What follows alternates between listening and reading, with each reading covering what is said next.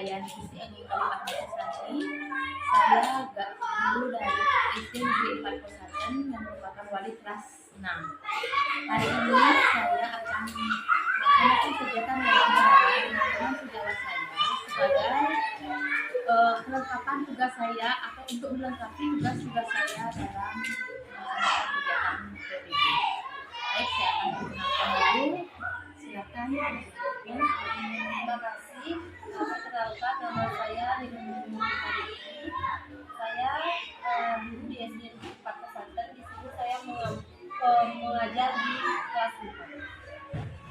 Baik, saya akan lanjutkan.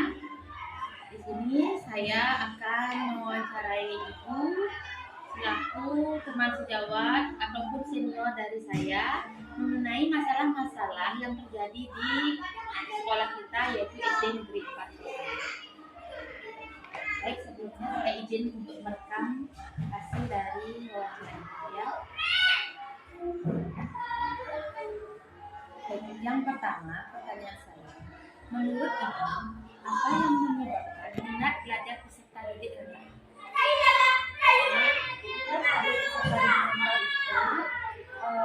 Karena adanya beberapa faktor. Yang pertama itu dari minat membaca dan siswa itu sendiri yang kurang, yang masih sangat kurang. Kemudian yang kedua adalah faktor dari lingkungan, baik lingkungan sekolah, lingkungan keluarga, maupun perhatian yang kurang dari guru. Nah, seperti diketahui kalau di dalam kelas itu jumlah siswa mungkin banyak, sehingga jika guru tersebut sendiri mengajar di kelas mungkin tidak semua bisa tercover pada hari yang sama. Baik, untuk yang kedua, menurut Ibu, apa yang menyebabkan kemampuan literasi peserta didik itu masih rendah? Kemampuan literasi peserta didik masih rendah. Yang pertama itu adalah kurangnya minat atau niat dalam membaca buku itu masih kurang. Kemudian kebiasaan dari orang tua mengajak anak-anaknya di rumah membaca juga masih kurang, karena mungkin orang tua banyak yang sibuk bekerja, sehingga perhatian terhadap anak terutama di dalam mengajarkan atau mengajak untuk membaca itu masih kurang. Kemudian juga pada saat kegiatan literasi di sekolah mungkin pengawasan dari guru-guru itu juga masih kurang. Kemudian yang ketiga, pertanyaannya adalah pada kemampuan numerasi peserta didik itu masih rendah. Nah, kira-kira apa penyebabnya? Kemampuan numerasi dari peserta didik masih rendah. Mungkin di dalam pembelajaran guru belum mengoptimalkan penggunaan media yang ada di sekolah, atau mungkin guru belum kurang melakukan inovasi dalam memberikan dalam mencari media-media untuk membuat siswa itu lebih tertarik di dalam pembelajaran. Kemudian kurangnya motivasi atau bimbingan dari guru dalam mengajarkan calistung, terutama begitu. Kemudian dalam memberikan contoh soal, guru memberikan soal-soal yang terlalu sulit atau yang belum dapat dijangkau oleh siswa pada awalannya, sehingga murid itu jadinya berpikirnya selalu susah jadinya. Nah, untuk selanjutnya, terdapat peserta didik kelas 6 yang masih kesulitan memahami isi bacaan. Nah, kira-kira itu apa penyebabnya? Padahal ini kan sudah di kelas tinggi ya. Ya, mungkin penyebabnya itu adalah guru belum bisa menciptakan suasana belajar yang menarik. Kemudian keterampilan membaca yang dimiliki oleh peserta didik kelas 6 itu masih ada yang masih kurang lancar dalam membaca. Kemudian karakteristik murid tersebut mungkin dia sulit di dalam membaca. Memang sulit karakteristiknya dalam membaca. Ya, untuk selanjutnya, Di kelas saya terdapat peserta didik kesulitan dalam memahami materi bilangan bulat. Nah, bisakah Ibu menjelaskan apa penyebabnya? Penyebabnya mungkin pembelajaran yang dilakukan oleh guru itu kurang menarik dan kurang inovasi, sehingga pada saat pembelajaran siswa itu jadinya kesulitan di dalam memahami pembelajaran yang diberikan. Kemudian guru itu hanya mengajak anak-anak untuk menghafal materi tanpa memberikan pengalaman yang kontekstual. Kemudian juga guru masih kurang dalam menggunakan media-media pembelajaran yang dipakai. Oke, pertanyaan selanjutnya.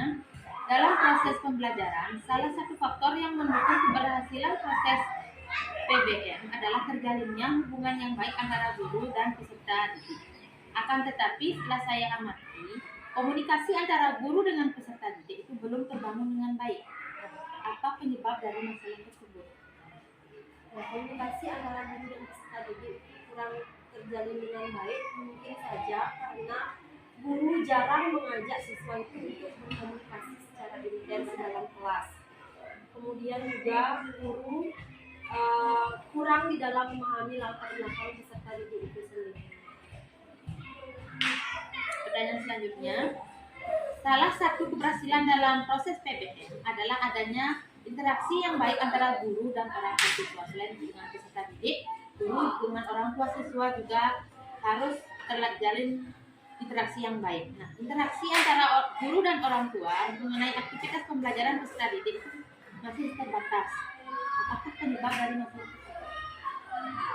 Mungkin hal itu disebabkan oleh adanya anggapan bahwa pembelajaran yang konvensional atau pembelajaran model lama itu sudah lebih baik daripada metode pembelajaran yang sekarang ini. Kemudian guru memiliki kesiapan yang kurang dalam proses pembelajaran, dalam penggunaan model-model pembelajaran dan juga penggunaan media-media pembelajaran.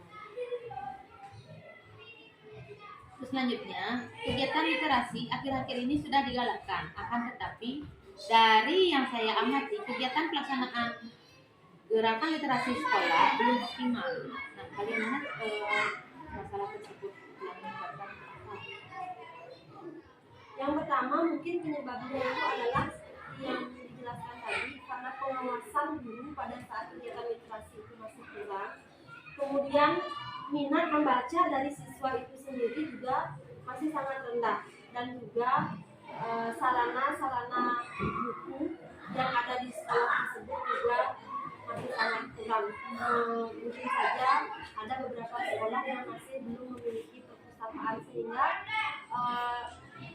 media atau literatur yang tersedia di sekolah tersebut masih sangat terbatas. Kemudian, pada kurikulum 2013, siswa maupun guru dituntut untuk melaksanakan pembelajaran yang berbasis KOS. Akan tetapi, setelah kegiatan berlangsung, pembelajaran di kelas belum berbasis KOS.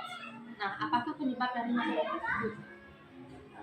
Ya, penyebab yang utama mungkin karena guru yang memberikan pelajaran tersebut juga masih belum memahami tentang pembelajaran yang berbasis KOS. Kemudian guru itu sudah terbiasa hanya menjelaskan materi yang ada di pelajaran di dalam pembelajaran, sehingga untuk meningkatkan ke materi pembelajaran yang berbasis KOS itu masih rendah, masih kurang. Kemudian, teknologi dalam pembelajaran sangat beragam di masa ini. Akan tetapi, guru belum optimal dalam memanfaatkan teknologi dalam pembelajaran. Bisakah Ibu memaparkan penyebab masalah tersebut? Ya, kurangnya penggunaan teknologi dalam pembelajaran mungkin penyebabnya yang pertama itu adalah sarana di sekolah tersebut masih belum memadai untuk memanfaatkan media TIK tersebut, sehingga guru-guru masih kesulitan atau dia tidak terbiasa jadinya di dalam penggunaan media TIK. Kemudian eh, kurangnya niat dalam memanfaatkan platform media mengajar yang disediakan pemerintah seperti aplikasi Merdeka Mengajar. Kemudian kurangnya pemahaman guru dan siswa terhadap pembelajaran yang berbasis TIK. Sehingga untuk pemanfaatan teknologi dalam proses pembelajaran masih sangat kurang.